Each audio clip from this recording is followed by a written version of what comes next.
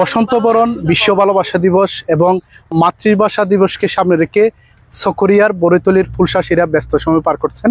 দর্শক, আমরা এই মুহূর্তে বড়ইতলির ফুল বাগানে রয়েছি। আমরা এখানে যেমনটি দেখতে পাচ্ছি, এখানকার যারা ফুলচাষিরা এই 3 দিবসকে সামনে রেখে তারা ব্যস্ত সময় পার করছেন।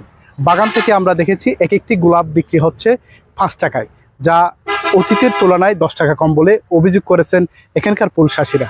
এখন তো বেচা কম অনার এখন 5 টাকা করে, আগে এখন মাঝে 28 টাকা 10 টাকা অনার আইলে বেশি, এখন একটা রেট কম। এখন অনার আয়ের দিকে খরচ বেশি।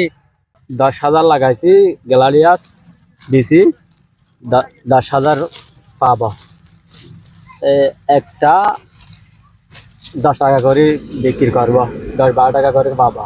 আমি এই চাহিদা আছে মোটামুটি। বড়ইতলিতে চলতি বছর ফুল চাষ হয়েছে 50 একর জমিতে এবং ফলনও হয়েছে বেশ। এসব ফুল চট্টগ্রাম, কক্সবাজার সহ দেশের বিভিন্ন জায়গায় বিক্রি করা হয়। বড়ইতলি গোলাপ চাষী সমিতির সভাপতি মইনুল ইসলাম জানায়, এবছর 3 দিবসকে ঘিরে ফুল বিক্রি হবে 50 লাখ টাকারও বেশি। বর্তমানে প্রায় 50 একর মতো গোলাপ চাষ হচ্ছে। আর গোলাপ চাষ হচ্ছে এই বছর এত বেশি ফুলের চাহিদা নাই। এই কারণেই চাহিদা নাই আমার মনে হচ্ছে, নির্বাচিত কোনো সরকার নাই, কোনো অনুষ্ঠান নাই, কিছুই নেই। তাছাড়া আগামী 14 ফেব্রুয়ারি অন্যান্য বছরের তুলনায় ফুল এইবার বিক্রি কম হবে। গত বছর এই দিনে ফুল ছিল 1000 ফুল প্রায় 14 থেকে 15,000 টাকা। বর্তমানে আজকের দিনেই ফুল হচ্ছে 6 থেকে 7,000 টাকা, অর্থাৎ এক পিস ফুল 6 টাকা 60 টাকা বিক্রি হচ্ছে আজকে বর্তমানে। সর্বমোট মিলে বড়ইতলি থেকে এই বছর আমার মনে হচ্ছে যে 50 লক্ষ টাকার উপরে হবে না।